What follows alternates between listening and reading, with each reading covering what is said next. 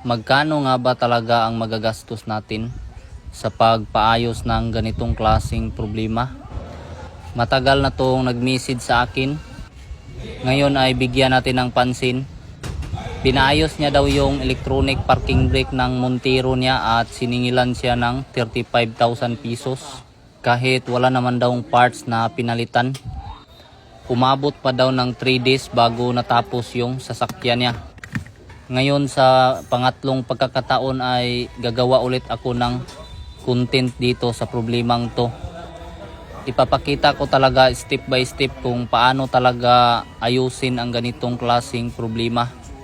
Iniscan ko lang muna yung unit dito gamit tong cellphone. Yan, paborito, Raptor yun. Ako na ino nga, Toyota GSR, may gwapo. May napordog sa tiyan ko. Ito yung trouble code na nakikita sa scanner natin. Yung customer pala natin ngayon ay silingan lang namin, so kapitbahay lang. Pero ko sa akong silingan doon kay naluoy ka na silingan ako, wa ma-rescue. Taga Sibuga yun, rescue ha.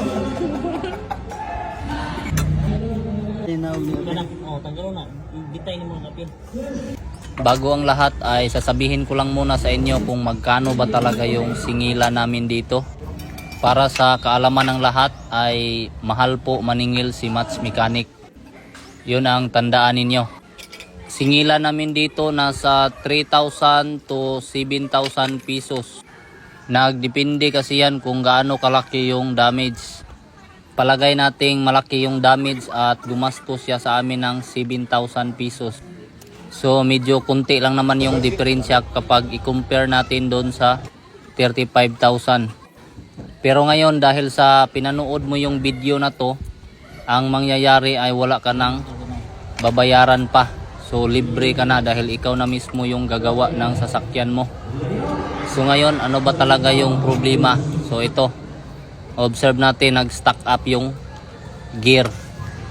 So kita natin kahit anong pihit yung ginawa ko ay ayaw talagang tumuyok-tuyok.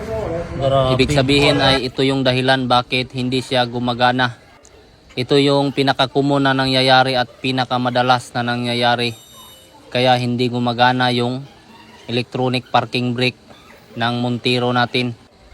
Wala tayong ibang gagawin dito kundi ligwat-ligwati natin ng maraming bisis para matanggal siya. Tulad dyan. 3 gear yung nandito, yung maliit at saka itong kulay puti at saka itong tinanggal ko. Pero dito sa 3 ay itong gear na to lang yung nag-i-stack up. Observe natin dito nang binalik ko ay ayan, nag-stack up agad siya. Ang tanong bakit laging nag-stack up ang gear na to? Yun ay dahil sa natutuyo yung grasa at hindi na siya makapag-lubricate. Kaya sumisikip yung butas ng ano-ano dito. Ang dapat lang gawin ay ayan, liha-lihaan ng maraming bisis yung shafting sa ilalim. Hindi natin kailangang bilisan yung pagtrabaho. Kahit na dahan-dahan lang ay natatapos din to ng 1.5 oras lang. So hindi ka na aabuti ng kalahating araw dito.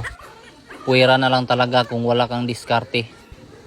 So medyo matagal-tagal lang tong pagliha natin kasi matigas yung shafting. Tapos dito naman ay nagdesisyon ako na lihaan din ng kunti yung butas. Kahit anong diskarte pa yung gawin ninyo, ang importante ay tumuyok-tuyok na siya at hindi siya mag-stack up. Yung shafting lang talaga ng gear yung kailangan nating ituduliha. Kasi yun yung pinaka madaling lihaan. So bali ito dito banda. Siyempre pagkatapos malihaan ay lagyan natin ng grasa yung mga gear natin kasi plastic yung mga gear na to. Ang trabaho lang naman dito ay liha-liha at pahid-pahid ng grasa. Pagkatapos ay pwede ka nang maningil ng 35,000. Yung pagkabit ay dapat sabay ikabit yung 2 gear. So ganun lang, napakadali lang naman. Tapos lagyan ng lock. Pero pag nakalimutan yung lagyan ng lock ay ilagay nyo na lang sa bulsa ninyo yung lock. Total hindi naman kayo yung may-ari ng sasakyan. Observe natin dito. So ayan, tinuyok-tuyok ko na dito at napaka-humok-humok na talagang tuyok-tuyokin ang gear na to. Tapos nilagay ko na rin tong maliit na gear. Ito yung gear ng emergency release ng parking brake natin. Oo, siyempre may emergency release din yung parking brake natin. Kasi kapag pumalya to at nag-stack up ay doon nyo na lang i-adjust para makapagpatakbo kayo ulit. Medyo hugaw gyud ang pagbutang nako diri o gasket all, tanawa nagkasami-sami pa. Pero dili na mo importante diring dapita. Ang importante nato diri nga mauli nato tanang bolt aron di ta makasab-an sa tag-iya. Baka may magsabi na madali lang naman yung ginawa natin. Bakit pa tayo sisingil dito ng 3,000 pesos o di kaya 5,000 pesos?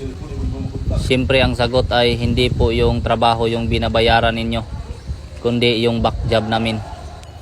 Unsay back job, pagdiagnose di ay o pagdiagnose paghula di ay paghula sa unsay problema sa inyong sakyanan. Pwede ba akong humingi sa inyo ng kunting pabor? Paki-share lang sa video na to para kumalat yung kalukuhan natin.